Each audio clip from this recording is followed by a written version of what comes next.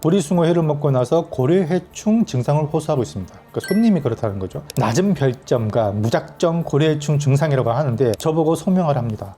사실 저는 해산물을 잘 먹지 못합니다. 국이나 찌개나 아예 손도 대지 못하고. 그래서 생선 어떻게 하면 좋아할 수 있을까요? 라고 물어보셨어요. 지금 이 질문 듣고 내 얘기인데 하시는 분들 꽤 있을 거예요. 제가 답변한 거 그대로 읽어드릴게요. 안녕하세요. 입질의 추억입니다. 한동안의 질문과 문의사항을 모아서 여러분께 궁금증을 풀어드리는 입문철TV 오늘로 27번째 시간입니다. 자, 오늘 조금 자극적인, 매번 또 자극적인, 또 불편한 소비자 클레임들이 있더라고요. 여러 가지 오해들도 얽히고 설켜서 지금 좀 잘못된 내용들도 많이 나와 있고 하기 때문에 그걸 좀 중점적으로 짚어드리겠습니다.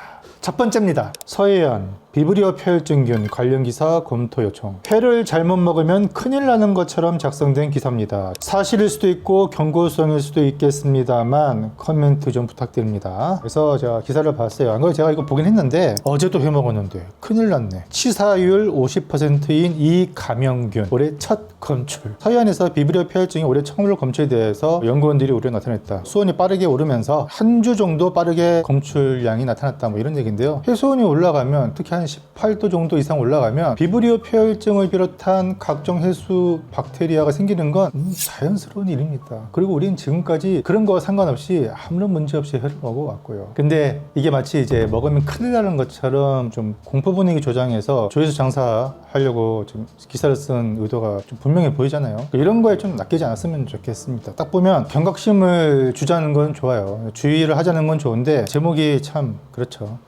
큰일 났네. 어제도 해먹었는데.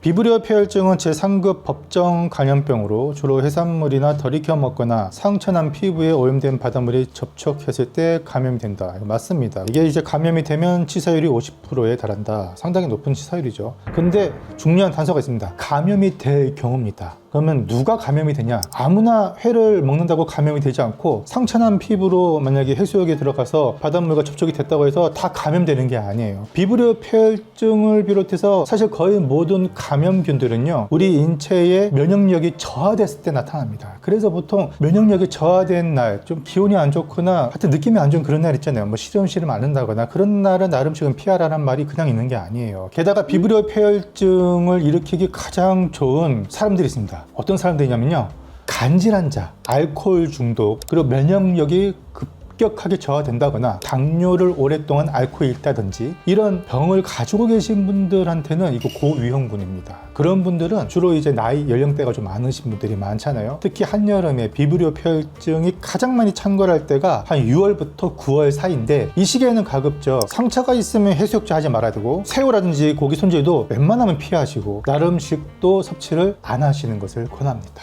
사실 그 외에 대부분의 사람들은 정상적인 면역력을 갖고 있잖아요. 비브리오 폐혈증이 다량으로 들어온다고 한들 우리 면역력에서 이미 다 거르기 때문에 감염이 안 됩니다. 그래서 이건 치사율은 고위험군에 의해서 감염이 됐을 경우에 해당이 된다는 겁니다. 그 대전제가 있습니다. 자, 그리고 비브리오 폐혈증은 연례 행사입니다. 항상 이맘때 되면은 창궐하기 시작합니다. 그래서 이것 때문에 뭐 생선을 먹으면 절대적으로 위험하다? 그건 아닙니다. 그리고 제가 전에도 말씀드렸지만 모든 병균들은 살 속에 있는 게 아닙니다. 주로 아감이나 표면, 비늘이나 껍질에 붙어 있죠. 왜냐하면 이제 바닷물과 접촉해서 옮겨지는 것이니까. 자, 만약에 시장에 갔을 때 칼 하나, 도마 하나 가지고 다 처리한다고 해보세요. 난장 같은 데는 그렇게 하거든요. 그러면은 배 갈라서 내장 딱 긁어내고 그리고 이걸로 칼 하나로 포뜨고 이걸로 막 썰고 하면은 교차 오염이 발생합니다. 그래서 껍질, 내장, 아가미, 진해 이런 데 붙어있는 요 병균들이 칼에 묻어서 그 칼로 헹구지도 않고 그대로 썰 경우 살에도 옮겨가는 거죠. 그거를 방지하기 위해서 난전에서는 어떻게 합니까? 그 민물에 막 주무르고 빨잖아요. 그게 물론 맛적으로 많이 읽혔지만은 다른 박테리아도 아닌 해수성 박테리아는 요 담수에 굉장히 취약하거든요. 민물에 닿게 되면 힘을 못 쓴다고 보시면 됩니다. 거의 무력화시키는 거죠. 그렇기 때문에 민물에다 그렇게 막 빨고 하는 겁니다. 댓글도 이제는 많은 분들이 뭐가 잘못되는지 알고 있죠. 기사 제목을 읽다 그랬으면 횟집 다 망하라는 거냐? 저 말 하나로 한국에서 해 먹으면 죽는 것처럼 만들었네. 횟집 사장님들이 보면 죽이고 싶다.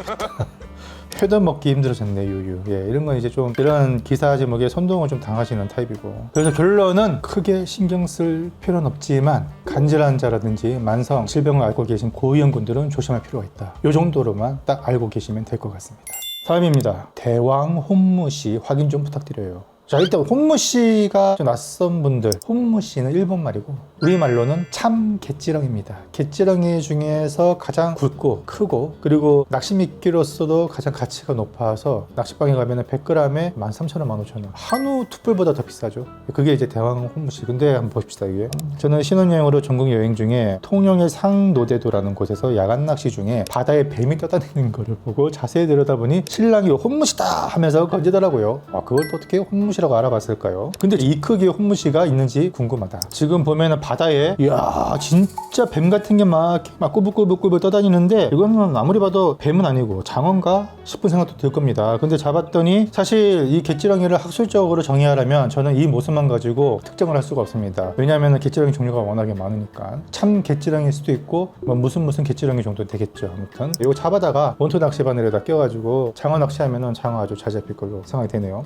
그리고 이제 강화도에 가면은 숭어 미끼용으로 강화털 갯지렁이라고 있습니다. 그거는 해변에서 이걸 쭉 뽑거든요. 갯벌에서 뽑으면 거의 진짜 2m 가까이 어마무시한 그런 갯지렁이도 서식합니다. 근데 이런 거는 낚시 미끼로 굉장히 좋고 또 이런 게 산다는 것 자체가 바다가 깨끗하다는 증거니까요.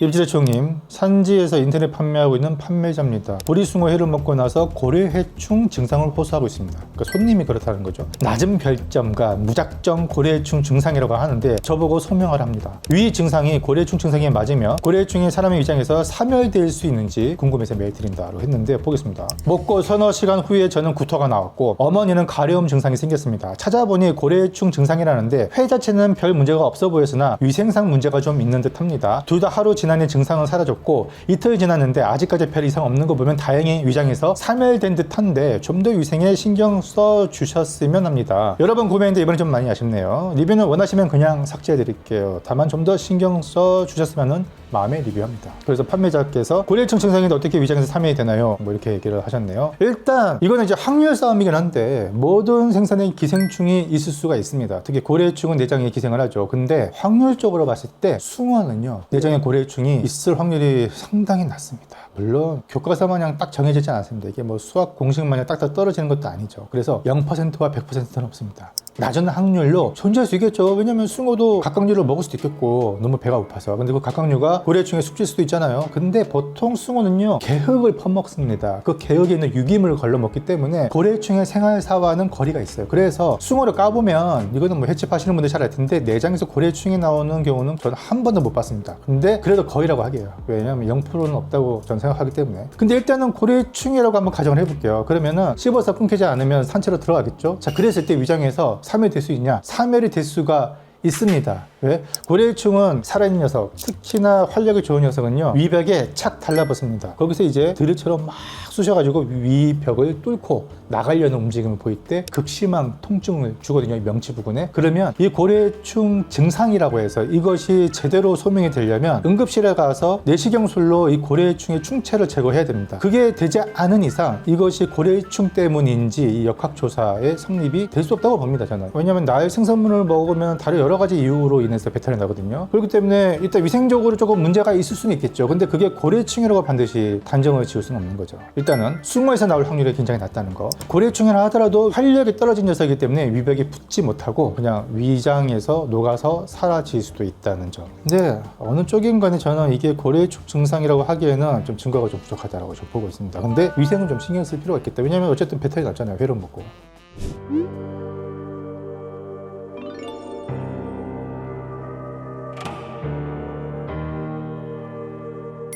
안녕하세요, 구독자입니다. 다름이 아니라 이게 민어인가요? 큰 민어인가요? 큰 민어라는 종이 있죠. 여름철 민어를 대신해서 중국산 양식 민어라고 들어오는 것이 있는데 알고 보면 그게 민어가 아닌 큰 민어라는 아주 별개의 종이 있습니다. 저기 남쪽 뭐 필리핀이나 뭐 대만, 일본 뭐 그쪽에서 이제 서식하는 대형 민어과 어류지만 민어는 아니죠. 그런데 그게 한국에 여름마다 이제 민어가 인기가 많으니까 중국에서 대량으로 양식해다가 한국으로 수출을 많이 하죠. 그래서 여름만 되면은 중국산 양식 민어라는 이름으로 판매가 되고 있는데 민어 민어와 색깔도 다르고 맛도 다르고 불에도 다릅니다. 불에도 민어처럼 그렇게 두툼하지가 않고요. 맛도 별로 없습니다. 하지만 회는 굉장히 쫄깃쫄깃해서 한국인 식상에 좀 맞죠. 자, 근데 이제 이 큰 민어를 가지고 자꾸 민어라고 파니까 의심이 들어서 지금 저한테 여쭤본 것 같습니다. 사진이 왔는데요. 지금 사진이 좀 뭔가 뻘겋죠. 그래서 이게 큰 민어가 아닌가라고 의심한 것 같아요. 불회를 봐도 그렇고. 근데 살결이 전반적으로 핑크빛을 띱니다. 이게 뭐냐면 큰 민어 같은 경우는요, 어지간해서는 선어로 유통이 되지 않습니다. 다 화로로 들어옵니다. 그런데 민어는 선어로 유통이 많이 되죠. 이거는요, 피를 먹은 선어입니다. 혈압육도 지금 좀 생각보다 빨갛긴 한데 이게 크기도 크고 숙성이 된 지 좀 오래 지나면 더 빨개져요. 그리고 이 근육에 결이 있습니다. 약간 이 섬유질 같은 결이 있는데 이게 이제 홍민어하고 큰 민어 같은 경우는 좀 질기거든요. 그리고 이게 섬유질이 이렇게 굵어요. 민어는 이렇게 얇아요. 그래서 이게 질기지가 않아요. 그래서 제 생각에는요, 제때 피를 빼지 못한 그냥 선어 민어 빙장으로 들어왔는데 시간이 좀 많이, 그래서 숙성이 좀 많이 된 자연산 민어로 보입니다. 근데 불에도 손도가 갈변이 일어났잖아요. 불의 두께를 봤을 때는 민어가 맞긴 맞는데 손도가 좀 안 좋아 보입니다. 전반적으로. 다음입니다. 아내랑 설악항에서 줄과자미를 발견하고 2kg에 18만원이라고 하길래 괜찮은 가격이라 해서 먹었는데 줄과자미가 아닌 것 같아서요. 제가 생선 고르기만 하고 직접 써는 걸 보려고 하니까 들어가 있으라고 해서 보지 못했습니다. 새꼬시로 먹고 싶었는데 포로 떠서 왔더라고요. 첨부된 이미지 보면 수율이 50%라고 치면 1kg가 되어야 하는데 실제로 양이 500g 내외였던 것 같고 뭔가 맛도 일반 강어 같은 맛, 그렇다고 엄청 맛있지도 않았던. 그래서 이게 줄과자미가 맞는지 여쭤봅니다. 2kg에 18만원이면 킬로그램당 9만원입니다. 그러면은 뭐 적정가라고 생각합니다. 회 빛깔을 보면은 이거는 제 눈에는 줄과자미가 맞는 것 같습니다. 왜 그러냐, 보통 이제 4월 정도 되면은 횟집에서 뼈채로 안 썰려고 합니다. 그때부터는 이 줄과자미 뼈가 억세지거든요. 근데 줄과자미 특징이 뭐예요? 뼈에서는 그 고소함, 연하게 씹히는 그 식감도 그렇고, 뼈를 씹었을 때 이 쭉쭉 나오는 그 기름물이 있습니다. 그게 되게 맛있거든요. 그럼 언제 먹어야 되냐? 산란을 준비하는 늦가을부터 겨울철에 먹어야 됩니다. 이제 봄이 되면서 얘들이 알도 차기 시작하고요. 어떤 거는요, 뼈도 굵어집니다. 그렇기 때문에 이때는 뼈로 썰면은 못 먹어요. 그러니까 포로 떱니다. 근데 이 줄과자미는 포로 떠버리면 그냥 평범한 회가 돼버립니다. 살 자체도 일반 가자미보다 기름기가 더 있긴 한데 그게 엄청 감동 먹을 정도는 아니거든요. 킬로그램당 뭐 9만원, 10만원 먹을 정도는 절대 아니란 말이에요. 저도 큰 거를 받아다가 여러분께 한번 소개해 드린 적이 있습니다. 그때도 시기가 좀 늦어서 뼈가 억세더라고요. 그래서 제가 포로 떠서 먹었더니 그냥 평범한 회가 돼버린 거예요. 그리고 그때 또 빛깔을 보시면 이렇게 되어 있습니다. 결이라든지 색감, 줄과자미 같은 핑크빛들이 살짝 껴있거든요. 예, 피가 먹는 것처럼 약간. 이게 원래 이제 이 줄과자미 특징인데, 그래서 줄과자미는 맞는 것 같은데 무게야 뭐 대충 살콩살콩 썰면은 저 정도 수요 나올 수 있다 치고 2kg 치고는 살밥이 좋지 못한 것으로 좀 보여지네요. 조금 안타까운 상황이지만 다음에 줄과자미 잘한다고 정평난 집을 좀 검색해서 가시길 권해요. 왜냐면 써는 이 방법에 따라서 맛이 천차만별이거든요. 줄과자미는 일단 잘하는 집에서 드시는 것을 권합니다. 안녕하세요. 정갱이 낚시를 즐겨하는데 정갱이 뱃속에서 처음 보는 생명체가 나와서 문의드립니다. 이야, 이게 뭔가요? 길이는 약 9cm 정도인데 어이구, 손바닥에 펼쳤는데 길이는 한 이 정도 됩니다. 근데 잘 보면 좀 귀엽게 생겼네. 이 녀석의 정체는요, 렙토세팔루스라고 합니다. 이름이 조금 생소한데 한마디로 붕장어의 자어, 치어입니다.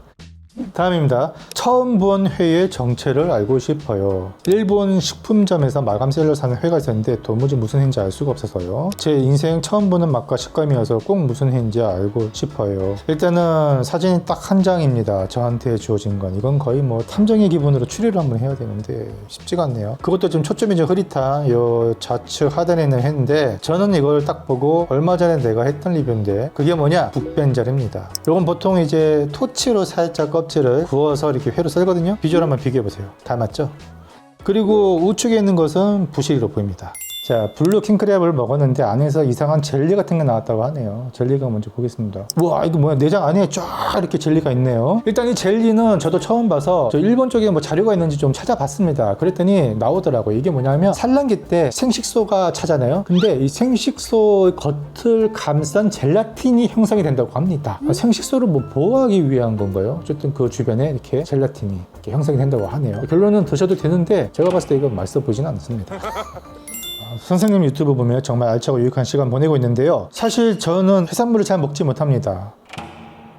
오징어나 조개구이 정도 먹지만 생선들, 특히나 국이나 찌개나 아예 손도 대지 못하고 구이도 비리지 않은 생선을 간장에 찍어 먹는 정도입니다. 선생님이 뛰어난 생선 요리를 보면 정말 맛있겠다는 생각이 들다가 막상 생선을 먹을 기회가 생기면 옛날 시장 횟집들 특유의 생선 비린내가 연상되어 잘 먹지 못하는데요. 그래서 해산물을 이렇게 잘 먹지 못하는 사람들을 위한 입문자용 생선 또는 요리들이 있으면 알려주십사. 굉장히 질문이 간단하지만 굉장히 날카롭고 예리한 것 같습니다. 왜냐하면 이게 저한테는 숙제입니다. 이게 쉬운 것 같지만 추천하기 굉장히 어려워요. 왜냐하면 그 사람의 입맛을 다 제가 알지 못하기 때문에. 회는 그나마 연어는 좋아하고 의외네요. 연어가 좀 비리수인데 그 외에 먹긴 하지만 너무 탱글해서 입안에 초장이나 간장 등 소스가 사라질 때까지 남아있게 되는 회를 안 좋아합니다. 그러면 숙성회를 좀 좋아하시겠군요. 구이류는 갈치는 그래도 좀 간장이 좀 있으면 찍어서 먹는데 그 외엔 거의 안 먹고, 갈치 특유의 그런 향은 또 즐기시는 것 같고, 찌개류 생선이 들어가면 손도 못 댑니다. 그렇죠. 한번 물 밖에 나온 생선 다시 물 속에 들어가는 거 못 드시는 분들 꽤 많습니다. 그래서 생선 어떻게 하면 좋아할 수 있을까요? 라고 물어보셨어요. 지금 이 질문 듣고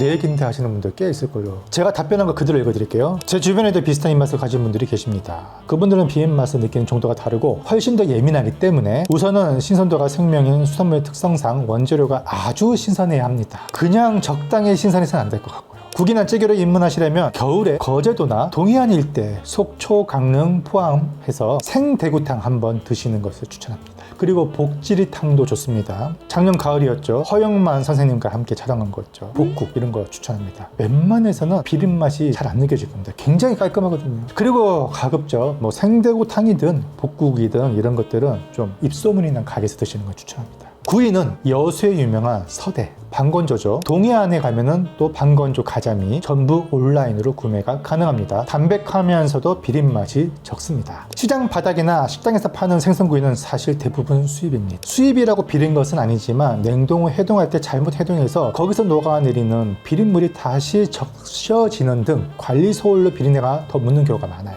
회는 적당히 숙성된 회가 입맛에 맞을 것 같습니다. 회를 먹기보단 반찬으로 먹는 회가 있어요. 이때 제가 가을이었거든요. 삼치가 제철인데 삼치를 사다가 밥이랑 구운 김, 갓김치에 양념 간장해서 드시면 별미일 겁니다. 그 외에 회는 부드러운 편인 대방어 또는 제방어, 줄무늬 전갱이, 이거는 시장 가면 양식으로 있죠. 이런 것들이 입맛에 맞을 것 같습니다. 단 여기는 잘하는 집, 예를 들어서 대방어 같은 경우는 수도권 탑5 이런 느낌으로 입소문하는 곳에서 드시기를 권합니다. 어설픈 곳은 방어도 비린내가 날 수 있습니다. 마지막입니다. 지금 이거 삼봉액이, 그러니까 한치 낚시를 하던 도중인데 신기한 심해벌레가 있어서 찾아보는데 제 지식으로 아무리 찾아도 못 찾겠더라고요. 혹시 학명할 수 있을까요? 그래서 사진을 봤는데 뭐예요 이게? 완전 괴물인데? 와 씨. 제가 알고 있는 생선도감, 갑각류, 연체류도감에는 없었습니다. 그래서 해양 생물 쪽으로 일가견이 좀 있으신 분들이 좀 댓글 좀 달아주셨으면 좋겠어요. 저도 이건 모르겠습니다. 저는 식용 수산물을 주로 전문으로 취급하기 때문에 그 일각에서 그러더라고. 한문철 씨가 자기 이름을 도용해서 이상한 곳에다가 자꾸 이렇게 활용하더라. 그래서 쓰지 말라고 했던 건데, 근데 저한테 이거를 쓰면은 뭐 저작권 위반 아니냐 그러는데, 문철이라는 이름은 사람 이름이라 이게 특정할 수 있는 그 고유 명사가 아니잖아요. 뭐 브랜드 이름도 아니고. 그래서 제가 그냥 쓰는 거고, 또 저는 개인적으로 또 한문철 씨를 또 좋아하는 팬이기도 하고, 게다가 제가 10년쯤 됐나요? 그때 그 아침에 KBS 생방송으로 또 같이 한번 출연해서 방송한 적도 있고, 그래서 저와 뭐 물론 이제 인연이 많지는 않지만 저는 좋아합니다. 그래서 저는 친근감을 표시하고 싶어서 쓰고 있는 거예요. 오해하지 마세요. 이 밖에도 시장을 이용하거나 식당, 횟집 또는 쇼핑몰에서 이용했는데 뭔가 조금 탐탁치 않거나 이건 조금 아쉽다 클레임 사항이 있으면 저한테 주저없이 이 아래 메일로 주시기 바라고요. 제가 긴 시간 함께 해 주셔서 감사하고요. 다음에 더 재밌고 유용한 소식으로 찾아뵙겠습니다. 감사합니다.